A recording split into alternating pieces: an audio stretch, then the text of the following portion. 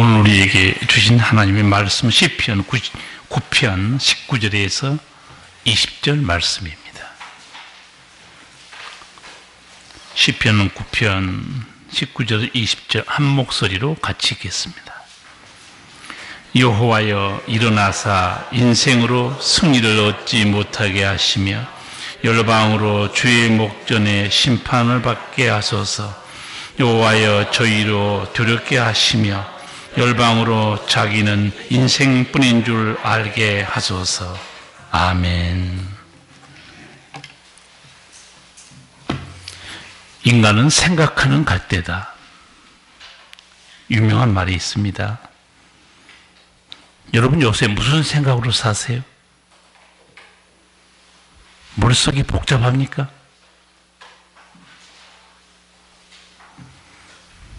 예수님의 생각으로 사시기 바랍니다.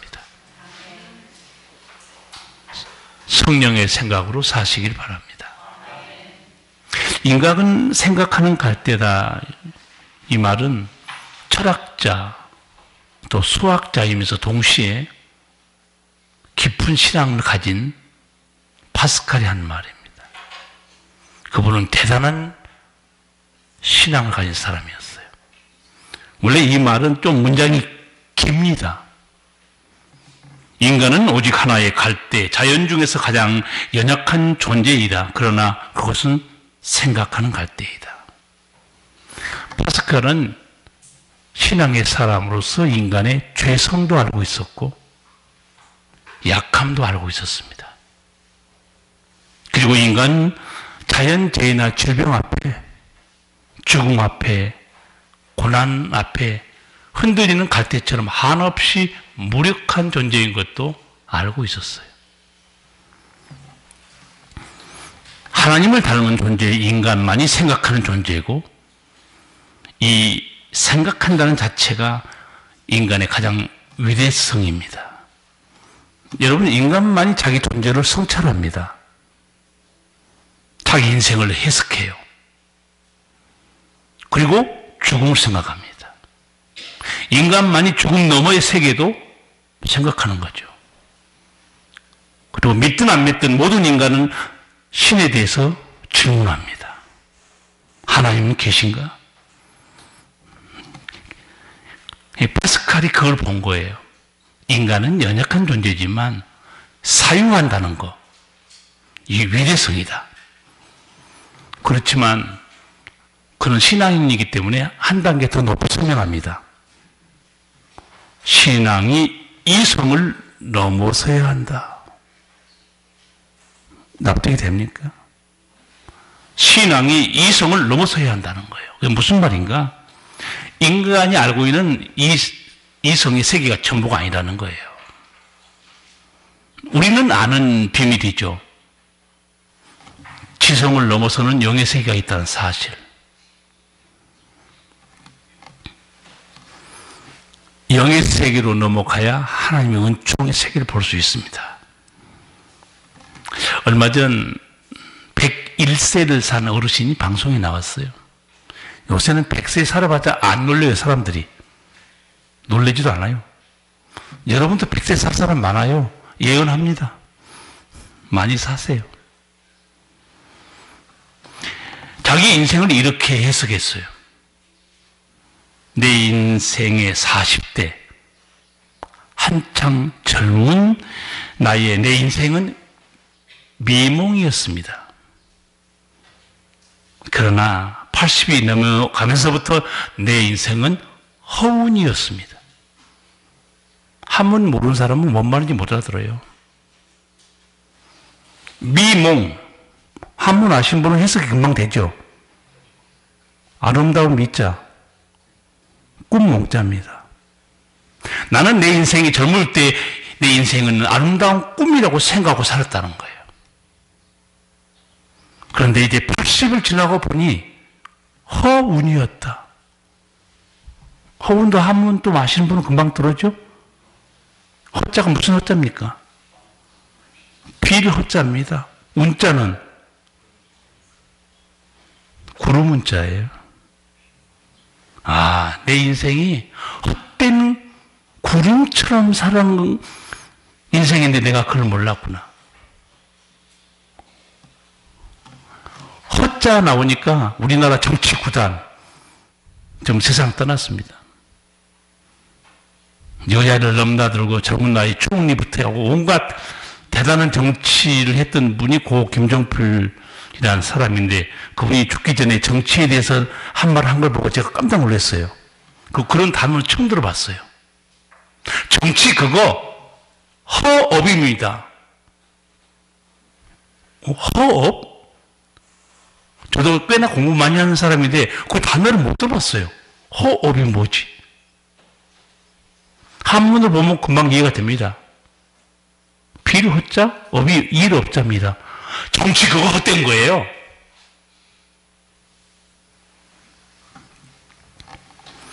여러분 인생을 어떻게 해석합니까? 일장총몽이라고 말하기도 하죠.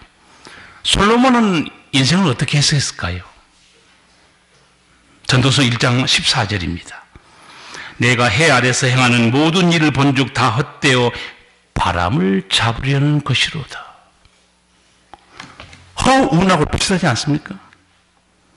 내가 뭘 뛰어다니고 열심히 산 것 같아 바람을 잡으려는 것. 바람을 잡혀집니까?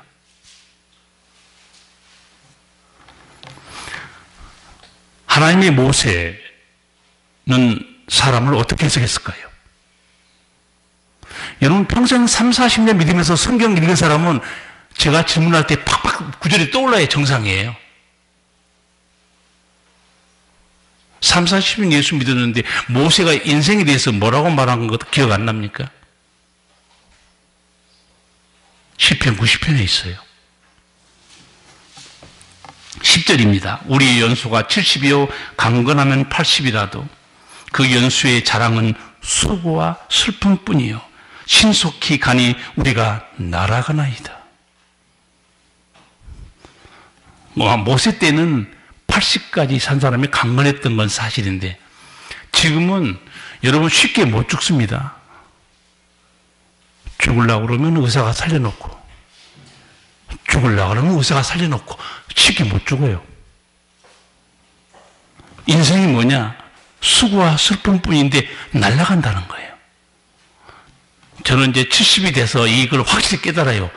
너무 빨리 날아가는 거예요. 달력이 벌써 5장이 달랑달랑 하고 있어요. 왜 이렇게 빨리 가는 거죠? 여러분 어떻습니까? 지겹습니까? 신속히 가니 우리가 날아갑니다. 수고와 슬픔 속에서 인생이 끝난다는 거예요. 그런데 구약 성경만 보시면 안 돼요. 예수님의 음성도 드셔야 돼요. 예수님께서는 우리에게 새로운 피조물의 은총과 영원한 나라까지 우리에게 선물로 주셨어요.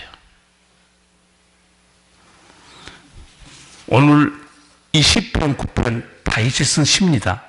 다윗이 이 쓴 시 마지막 부분을 오늘 본문을 같이 봤는데 이게 지금 기도 부분이거든요. 어떤 기도인지 아세요? 아무것도 않는 인생이 무엇이나 된 줄로 날뛰는 것에 대해서 하나님 저 이방 백성들 자기가 인생뿐인 줄 좀 깨닫게 좀 해주세요. 그 기도예요. 19, 20절 우리 같이 한번 다시 읽겠습니다. 여호와여 일어나사 인생으로 승리를 얻지 못하게 하시며 열방으로 주의 목전에 심판을 받게 하소서. 여호와여 저희로 두렵게 하시며 열방으로 자기는 인생뿐인 줄 알게 하소서. 아멘. 설교 제목이 오늘 그대로 했습니다. 인생뿐인 줄 알게 하소서. 이거요 다시 읽으면요 생뚱맞은 데가 있어요. 쉽게 번역하면 이런 뜻입니다. 하나님 그들은 자신들이 사람인 걸 알게 해주세요. 그 기도에. 이게 생뚱맞은 기도죠. 아니 자기가 사람인 걸 몰라요? 아니 자기가 사람인데 몰라. 하나님이 저들로 사람인 걸 알게 해주세요. 이 기도를 왜 드립니까? 그렇잖아요. 무슨 예를 들어서 하나님을 알게 해주세요. 그러면 이해가 되죠. 하나님 존재는 모르기 때문에. 아니 그들이 사람인데 하나님 자신들이 사람인 걸 좀 알게 해주세요. 무슨 기도였을까요? 사람이나 단어 뜻이 중요합니다. 오늘 사람이란 단어 뜻이 나왔으니까 제가 상세히 좀 설명드리려고 그래요. 우리나라 국어학자들이 사람을 어떻게 설명했는가? 이 사람이란 말이 살다에서 왔다고 봅니다. 살다. 학자들이 생각하는 거예요.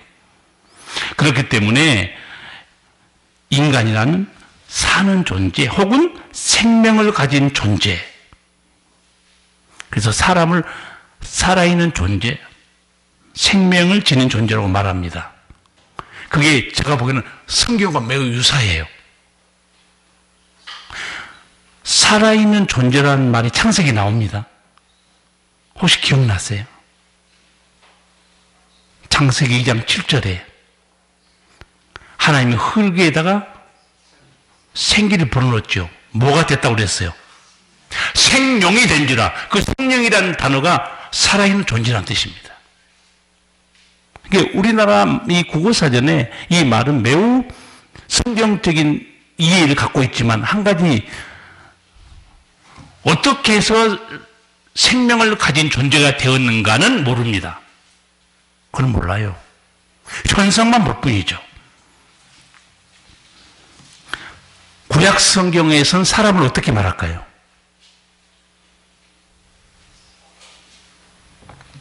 구약 성경에서 사람이라는 단어, 아담이라는 단어입니다. 아담은 고유명사도 되고 사람이라는 뜻을 가지고 있는데 원래 그 아담이라는 단어는 아담아, 붓다, 흙이라는 단어에서 왔어요. 그 인간은 흙에서 왔잖아요. 그래서 구약 성경은 인간은 흙에서 온 존재, 흙으로 지음받는 존재. 그런데 신약 성경은 달리 말하고 있어요. 나는 그 헬라어로 쓴 이 사람이라는 단어, 히브리어로 쓴 사람이라는 단어, 국어사전에 나온 단어들 필기해 보면 매우 흥미로워요. 신약 성경에 나온 사람이라는 단어는 두 가지 뜻이 합쳐져 있습니다. 위로, 하늘로, 그 말과 바라보다, 향하다 말이 합쳐져 있어요. 그럼 무슨 뜻이겠어요? 사람이란 위를 쳐다보고 사는 존재예요. 하나님을 바라보고 사는 존재. 대단히 영적인 의미를 가지고 있지 않습니까?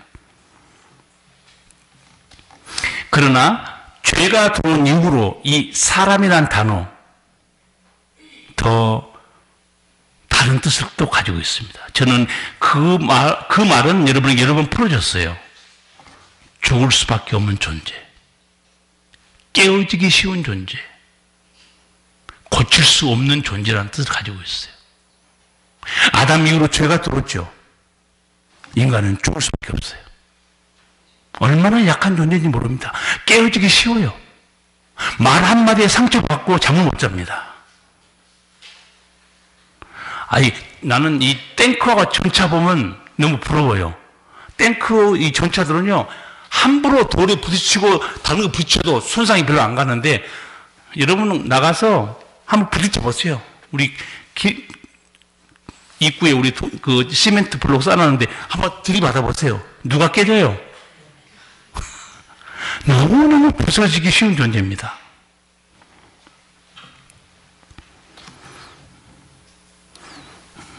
이제 이해가 될 거예요. 열방으로 자기는 인생 뿌린 줄 알게 하소서. 이 기도가 열방이 자기가 사람인지 모르겠어요?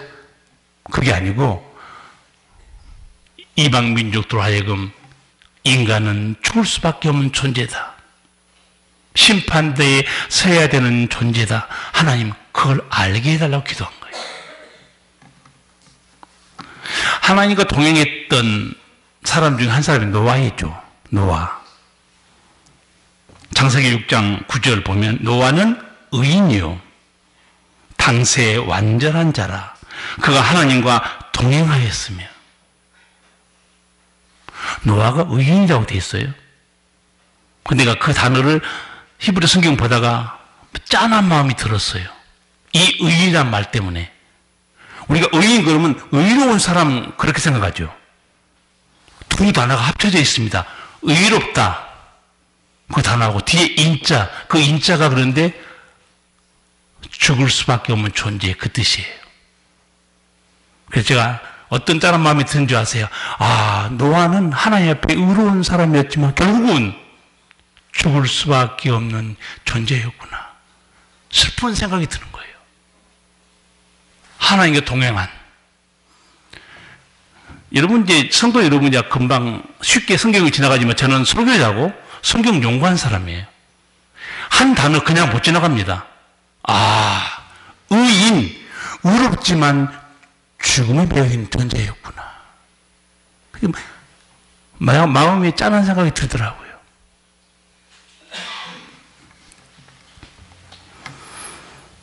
이것이 인간의 실상입니다. 우리는 하나님을 닮은 존재지만 죄로 인해서 흙으로 돌아가요. 모세 시편 90편 3, 4절 다시 읽어드릴게요.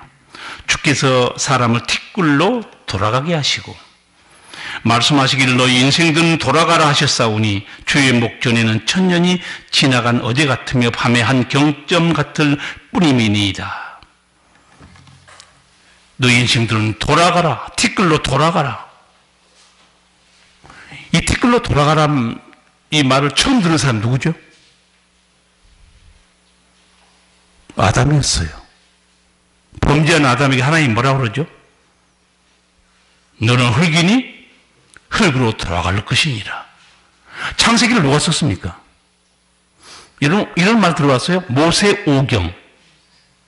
창세기, 출애굽기, 레위기, 민수기, 신명기, 모세오경 누가 썼습니까? 모세가 쓴 거예요. 모세는 하나님께서 아담에게 했던 말씀 다 알고 있습니다. 그래서 쓴 거예요, 자기가 다시. 창세기도 기록되어 있지만 시편, 유일하게 시편 90편은 모세가 쓴 유일한 하나의 시입니다. 주께서 우리로 하여금 티끌로 돌아가라 했다는 거예요. 그 아담에게 했던 말은 창세기에 썼던 자기 그 기록을 여기서 다시 언급하고 있어요.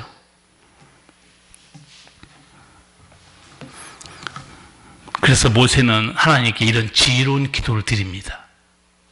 여러분도 이런 기도를 드리기를 제게 바라해서 시편 90편 12절 제가 한번 읽어드릴게요. 우리에게 우리날 계수함을 가르치사 지혜의 마음을 얻게 하소서. 수고와 슬픔 중에 신속히 날아가는 인생, 우리날 계수함을 가르치사 무슨 말일까요? 하나님, 내 인생이 얼마 남았는지 계산하면서 살게 하옵소서. 여러분 인생 얼마나 남으셨어요? 계산하십니까? 아, 내 인생이 딱 계산해보니 이거 얼마 안 남은 것 같은데. 그럼 어떻게 살아야 될까요? 저는 엊그제 밤에 심심해서 버킷리스트 영화를 좀 다시 봤어요. 너무 재밌더라고요. 백만장자. 또 그 자동차 수리공인가? 두 할아버지가 결국은 병원에서 만나죠. 시한부 인생이에요. 곧 죽어요. 근데 우리가 이렇게 죽을 수 있냐? 우리가 10가지를 죽기 전에 한번 해본 걸 기록하고 한번 해보자. 여러분, 예수 믿는 사람의 죽기 전에 해야 될 일 뭐라고 싶습니까? 영화에 있는 것처럼 세상 즐거움을 쫓아가면 안 됩니다. 제가 모르는 사람 가이드해 드릴게요. 죽기 전에 30명 전도하기. 죽기 전에 성경 7번 이상 읽기. 죽기 전에 하루에 1시간씩 기도하기. 죽기 전에 은밀하게 내 가진 것들을 손을 펴서 어려운 사람을 돕기. 여러분, 성도는 거룩한 백성이에요. 어떻게 살아야 되는가? 잘 생각하셔야 됩니다. 내 날이 얼마나 남았는지 계산하면서 살게 해주세요. 80이 넘은 사람 집 건축하지 않잖아요. 언제 죽을지 몰라요. 40대 젊은이들 집을 짓는 거지. 여러분 인생을 계산하면서 사는 지혜를 갖기 바랍니다.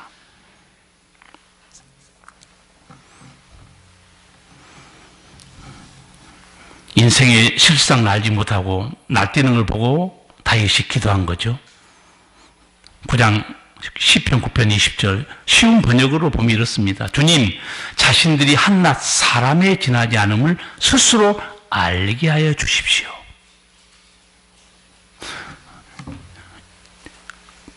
모세가 봤을 때, 또 다윗이 봤을 때 하나님의 능력이 어떻게 나타나는가 하나님 기적을 다 알고 있습니다.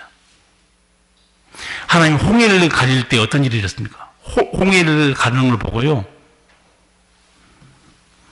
뒤쫓아온 애국 군대 수장당했죠. 출애굽기 15장 보시면 자세히 나와 있어요. 이걸 보고 열방이 벌벌 떱니다. 모압 사람들은 멘붕이 돼버려요. 가나안 주민들이 벌벌 떨어요. 여호와가 어떤 신이길래 그런 기적을. 그래서 다윗은 그 역사를 생각하면서 하나님, 저 날뛰는 인간들 죽을 수밖에 없는 한낱 흙으로 돌아간 존재인 걸 알고 겸손하게 좀 해주세요. 여러분, 성지순례에 가서 이집트에 가서 볼만한 게 뭐죠? 무덤입니다. 피라미드. 죽은 자들의 흔적이에요. 하나님의 사람들도 모세, 다윗, 아브라함도 무덤이 있죠. 그리고 이제 성지순례 가서 예수님이 무덤이라고 인정되는 그 예수님 무덤 앞에 여러분 가게 됩니다. 제가 여러분과 함께 성지순례를 갈 뻔했으나 하마스 악당들이 전쟁을 일으켜가지고 안타깝게 못 갔어요. 진짜 전 세계 최고의 성경 가이드 이해가금 박사, 저희 동기인데 전화했죠. 내가 우리 교회에서 이렇게 가려고 그런다. 근데 전쟁 터진 바람에 못 갔어요. 저는 2번 갔다 왔어요. 성도 여러분을 위해서 제가 서비스 해드리려고 그랬는데 이제 늦었어요. 은퇴합니다. 알아서 가세요. 여행 가는데 한마디 재미있는 말을 알려드릴게요. 이번에 유럽의 우리 통합 측 선교사를 수련을 마치고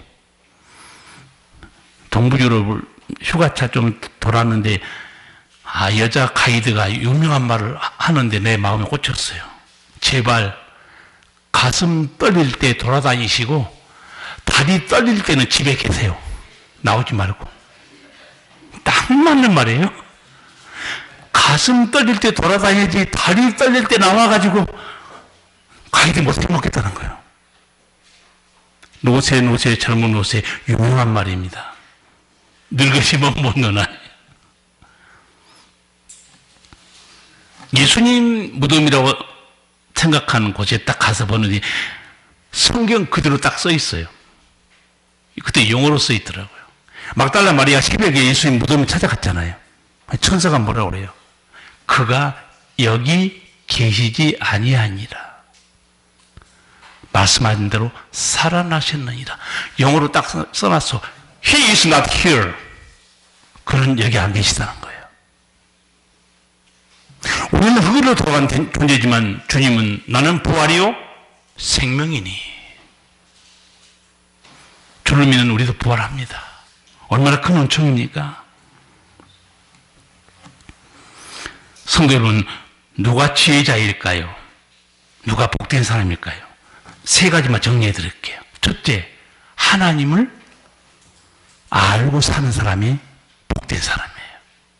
하나님 우리 아버지, 창조자, 심판자, 섭리자. 2번째, 사람이 어떤 존재인지 알고 사는 사람이 지혜자입니다. 사람, 죽을 수밖에 없는 존재예요. 죄의 종입니다. 그걸 알고 살아야 돼요. 3번째, 누가 복된 자인가?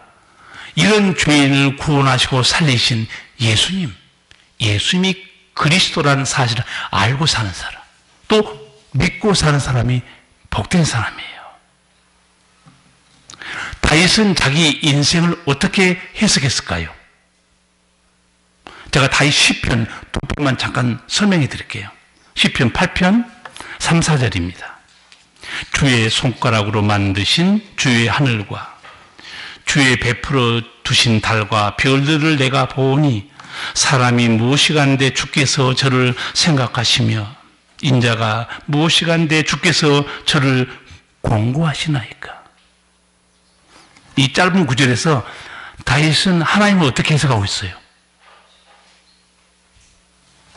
우주 만물을 창조하신 광대하신 아버지 하나님.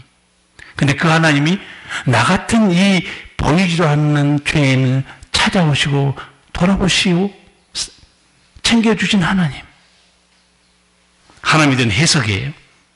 자신을 어떻게 해석합니까? 우주 만물을 생각하니까 자기는 보이지도 않는 미미한 존재예요. 그런데 나는 하나님의 사랑받는 존재가 되었구나. 여러분은 하나님을 어떻게 해석하세요?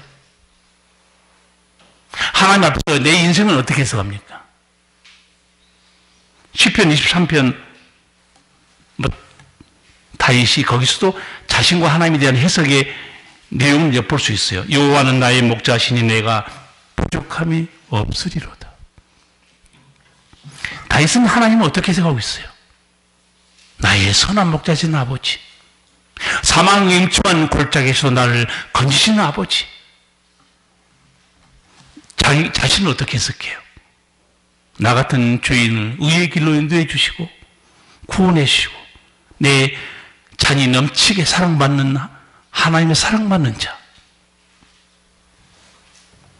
여러분에게는 하나님이 어떤 분으로 해석됩니까? 또 하나 이제 극단으로 설명해 드릴게요. 이 욥의 사건입니다. 욥은 모든 것을 잃고 질병과 죽음 앞에 시달렸죠. 이 사건을 욥은 어떻게 해석했을까요? 욥기 1장 21, 22절입니다. 가로되 내가 모태에서 적신이 나와 싸운즉 또한 적신이 그리로 돌아가올지라. 주신 자도 여호와시요 취하신 자도 여호와시니 여호와 이름이 찬송을 받으실지니이다 하고 이 모든 일에 욥이 범죄하지 아니하고 하나님을 향하여 어리석게 원망하지 아니하니라. 욥이 자신을 어떻게 해석합니까? 내가 적신, 함부로 이 적신이 무슨 뜻이에요? 핏덩이입니다. 하나님, 나는 아무것도 이 세상에 가져오지 못한 핏덩이로 태어났습니다. 그 말, 고백이 자기 존재에 대해서. 하나님에 대해서는 어떻게 고백해요? 주신 자도 여호와시오, 취하신 자도 여호와시니 여호와 이름이 찬송을 받아올지라. 이 고백이 맞죠? 우리는 불구성으로 태어났고 또 빈손으로 갑니다. 하나님이 주시는 은총으로 살아가고 있어요. 그런데 이 진리는 다 알고 있는데 막상 내가 이런 고난 속에 들어가면 하나님은 어떻게 생각할까요? 원망할까요? 찬송할까요? 하나님이 가져가시면 그동안에 주께서 누리게 하셨습니다. 이제 주님이 가져갔습니다. 이렇게 감사 찬송을 드릴까요? 스스로 잘 생각해 보세요. 하나님만이, 예수님만이 진정한 인생의 해석자입니다. 사람은 자기 나름대로 모든 걸 해석하고 살아요. 생로병사. 모든 걸 해석해 준 분은 하나님이에요. 영성과 천국을 가르쳐 준 분도 예수님밖에 없습니다. 생로병사. 생이 뭔지 모릅니다, 인간은. 근데 생을 하나님은 가르쳐 줘요. 생명이 된 거. 어떻게 인간이 생명이 된 거예요? 하나님 흙에서 하나님 생기를 불어넣으시고 하나님의 형상과 모양을 담게 했죠. 그러면 그 다음에 노병사는 어디서 온 거예요?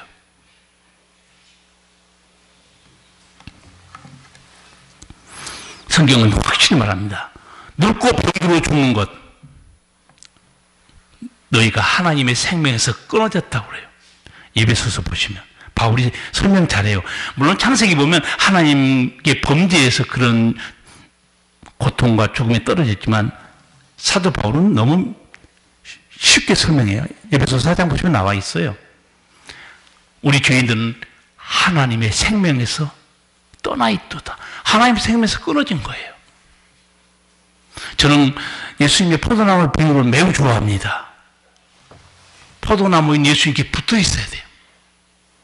붙어 있어야 치유도 은혜도 생명도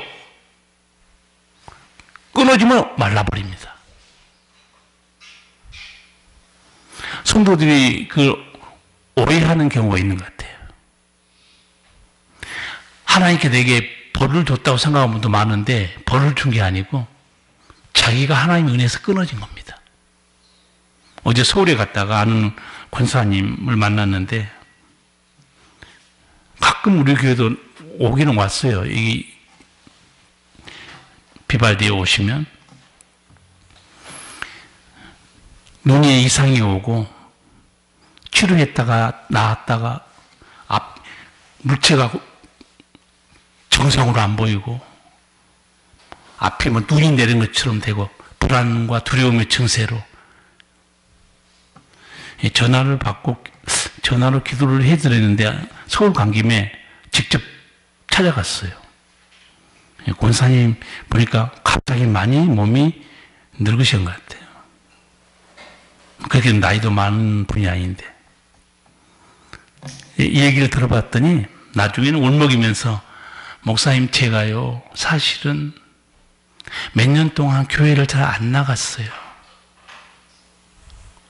좋은 골프장 옆에다가 세컨하우스 사고 거기서 지내고 제가 잘못한 거죠. 인생은 자기가 병들 때 해석합니다. 인간은 해석하는 존재예요. 여러 말로 위로해주고 기도도 해주고 왔어요. 목사님 이제 실명한 거 아닐까요? 제가 안과 의사니까 잘 모르죠. 목사님 하나님은 한 번에 내 눈을 고칠 수도 있는데요. 그렇죠. 저는 오래전에 한 사모님이 병이 너무 중하고 힘들어서 사모님이 이런 기도를 드렸다고 저한테 얘기하더라고요. 너무 못 견뎌서 통증이 심하고 아파서 하나님 내 생명 좀 데려가 주세요. 그런 경우 있습니다. 많아요. 하나님 음성이 들려왔다는 거예요. 그리고 제가 정신 차렸다는 거예요.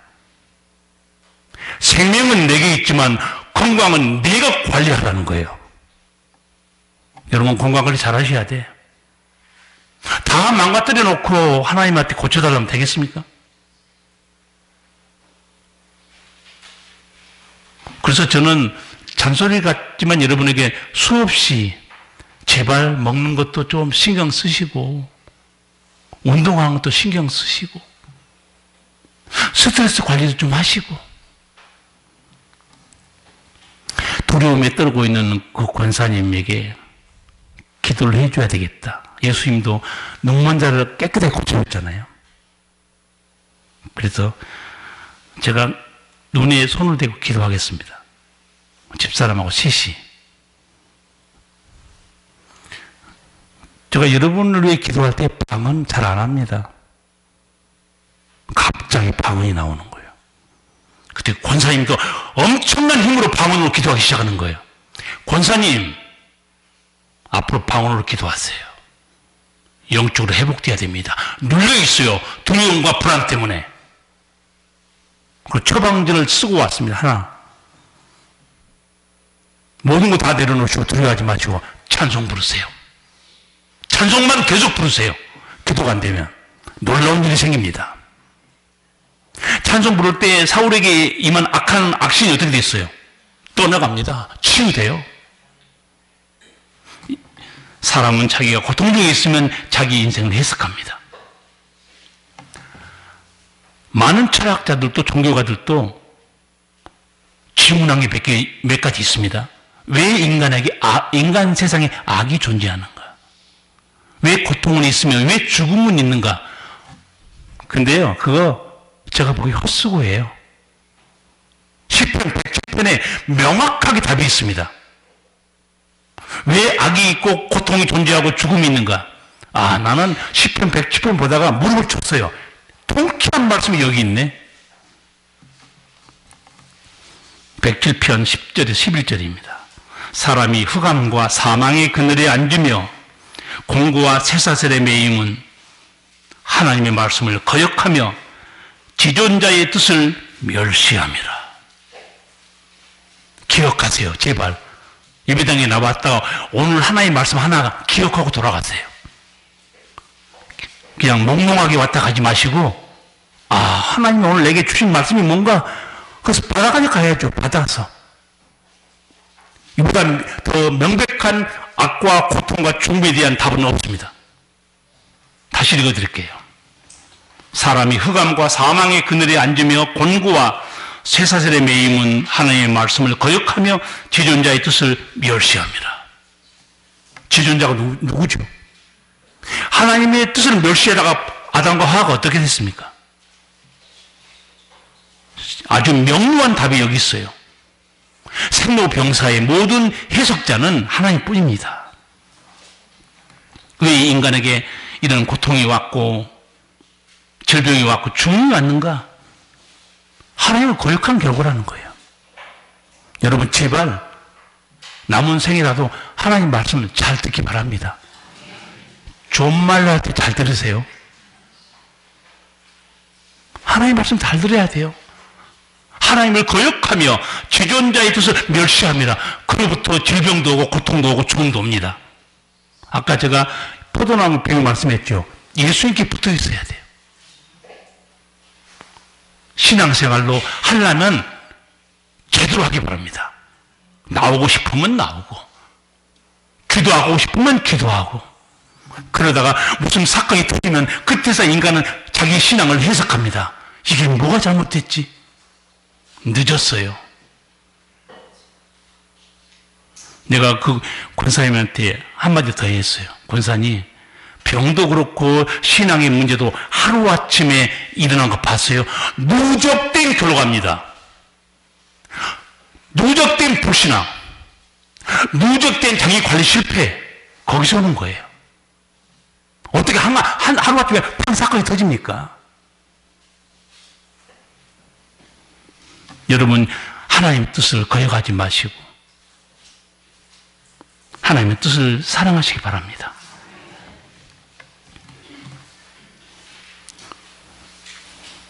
오늘 말씀, 인간은 사람일 뿐이다. 죽을 수밖에 없는 존재다. 그걸 예수님께서 감동적으로 해준 비유가 있습니다. 생각해 보세요. 사람은 하룻밤에 주님이 불러가시면 끝이구나. 무슨 비유죠? 어리석은 자의 비유입니다. 사람 죽을 수밖에 없는 존재예요. 어리석은 부자가 농사가 잘 되니까 어떻게 해요? 창고를 크게 짓고 뭐라고 혼자 콧노래 부릅니까? 내 곡식, 내 곡간, 내 영혼아, 여러 해 동안 섞어서 쌓아놓았으니 즐기자. 하나님 음성이 들려오죠? 오늘 밤에 내 영혼을 도로 찾으리니. 그럼 이 모든 것이 누구시 되겠냐? 누구시 될까요? 인간은 소유자도 아니고 영원한 존재도 아니에요. 제가 보기에 이 내용을 톨스토이가 기가 막히게 쓴 글이 있습니다. 톨스토이 쓴 단편 사람은 무엇으로 사는가부터 사람은 얼마만큼의 땅이 필요한가 가끔 제가 설명해 드렸죠. 사람은 얼마만큼의 땅이 필요한가. 톨스토이가 쓴 글 여러분 읽은 분은 알 거예요. 어떤 농부가 그렇게 땅을 갖고 싶어 한 거예요. 돈을 모으고 모아서 엄청난 땅을 가진 부를 찾아가죠. 땅을 사고 싶습니다. 거래 조건이 너무 좋아요. 거의 헐값이에요. 당신이 아침에 해가 뜨거든 출발해서 하루 종일 돌아다니다가 해지기 전까지만 돌아오면 당신이 밟은 땅은 당신 것입니다. 이런 행제가 어디 있다니. 아침부터 뜨기 시작하죠. 호수도 있고 평원도 있고, 이야, 너무 아름다워. 이거 다 가고 싶어. 근데 해가 조금 넘어가기 시작하니까 약간 두려움만 들죠. 언제까지 들어와야 돼요? 해지기 전까지 들어오지 않으면 꽝이에요. 그래서 이 농부가 그 땅을 갖고 싶어서 미친 듯이 뛰기 시작합니다. 해가 딱 떨어지는데, 야구 아십니까? 세이프! 딱 들어왔어요. 내 땅이구나. 그런데 심장이 터져서 죽어버립니다. 그때 그 땅 주인이 이 농부를 죽어 있는 농부를 향해서 혼자 한 말이 사람에게는 얼마만큼의 땅이 필요한가. 그게 단편의 제목이에요. 그리고 하인애한테 뭐라고 했겠어요? 묻어주어라. 한 평의 땅만 있으면 충분한 걸. 저렇게 뛰어다니다니. 여러분 얼마만큼 돈이 필요합니까? 얼마만큼 땅이 필요해요? 사람은 자기 종목을 몰라요. 예수 믿는 사람도 정신 차려야 됩니다. 우리는 세상에 속한 자가 아니에요. 하나님 나라에 속한 자들이에요. 그래서 이런 인생을 보시고 예수님이 뭐라는 줄 아세요? 땅에 거 목숨 걸지 말아라. 마태복음 8장 35절입니다. 누구든지 제 목숨을 구원코자 하면 잃을 것이요. 누구든지 나와 복음을 위하여 제 목숨을 잃으면 구원하리라. 아멘. 뭐 죽을 수밖에 없는 너 인생들이 그렇게 땅에 거에 목숨 걸고 살아가냐? 그래서 너가 얻을 건 아무것도 없다 우리 예수님께서. 그 길은 멸망의 길입니다. 나와 복음을 위해 모든 것을 내려놓으면 그 말입니다. 여러분 예수를 온전히 믿고 싶으세요? 내려놔야 될 게 너무 많아요. 탐심, 게으름, 의심 내려놔야 건강한 바른 신앙에 들어갈 수 있어요. 영생 얻은 성도들이 부른 찬송 하나 소개할까요? 내 영혼이 은총 입어 중한 죄짐 벗고 보니 슬픔 많은 이 세상도 천국으로 화도다. 할렐루야 찬양하세. 죽을 수밖에 없는 인생이었는데 내 영혼이 은총을 입어서 이제 중한 죄짐 죄산 받고 벗고 보니 하나님의 자녀가 되고 내 사는 것이 천국이 된 거예요. 이게 하나님 만나고 거듭난 사람들의 고백이고 찬양입니다. 이승만 전 대통령이 일제시대에 독립운동 하다가 감옥에 갇혔는데 선교사님이 성경을 넣어줬대요. 읽으라고. 그 감옥에 들어간 여러 독립투사들이 성경을 읽다가 하나님 만납니다. 거듭나요. 그리고 이 감옥을 뭐라고 표현하는지 아세요? 나 그 말 듣고 대단한 신앙의 표현이다. 한성 감옥을 이승만 전 대통령이 이렇게 표현합니다. 여기가 복당일세. 또 한번으로 풀어드려야 돼요? 여기가 감옥이 아니고 복당일세. 복당이 뭡니까? 복된 집이에요. 왜 복된 집이 됐습니까? 주님을 만났기 때문에. 주님을 모셨기 때문에. 여기 찬송과 똑같잖아요? 중한 죄짐 벗고 보니 슬픔 많은 이 세상도 어떻게 됐어요? 그 천국으로 화한 찬송만큼 누리고 사십니까? 아멘은 세 사람밖에 없어요. 여러분 다 탈락이에요. 다 제가 처음 서두에 물어봤죠. 여러분 무슨 생각으로 사십니까? 온갖 복잡한 생각으로 사십니까? 물어봤죠. 슬픔 많은 세상에 빠져들어가면 안 돼요. 성도는. 슬픔 많은 세상이 뭘로 변하는 거예요? 천국으로 바뀌었다는 거예요. 예수 믿고 이런 은총이 임해야 정상입니다. 아, 나는 예수 믿고 내 삶에 하늘의 기쁨이 있어. 가진 것도 없고 걱정이야 있지만 주님이 주신 평안이 내 속에 있어. 나는 찬양할 수밖에 없어. 그게 성도 아니에요? 아직도 성도는 성도지만 헛된 것에 매여가지고 우리가 할 일은요 딴 거 없어요. 사랑 낚는 업으로 살다가 죽는 거예요. 오직 예수님 안에 들어와야 인생에 대한 정확한 해석을 받을 수 있고 예수님 안에 들어와야 영원한 생명에 대한 은총도 누리게 됩니다. 여러분 우리 모두 헛된 세상에서 생명 얻었으니 이 세상에서 그리스도의 향기와 복의 통로로 그리스도의 편지로 살기를 축복합니다. 기도하시겠습니다. 거룩하신 우리 아버지, 우리는 사람입니다. 주여, 누가 사람인지 모르겠습니까?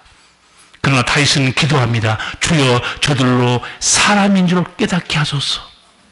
주여, 저들로 죽을 수밖에 없는 존재와 심판대 앞에 서야 되는 존재임을 알게 해주세요. 기도했는데 주여, 이 거룩한 당연한 진리를 깨닫고 나를 사랑하신 하나님을 찬양하는 다윗의 삶의 해석, 고통과 모든 걸 잃어버린 죽음 앞에서도 주신 자는 우리 아버지, 취하신 자도 우리 아버지, 어떤 상황에서도 하나님을 바르게 해석하고 살아가는 욥의 신앙, 오늘 하나님께서 우리 성도를 주의 음성을 듣게 했습니다.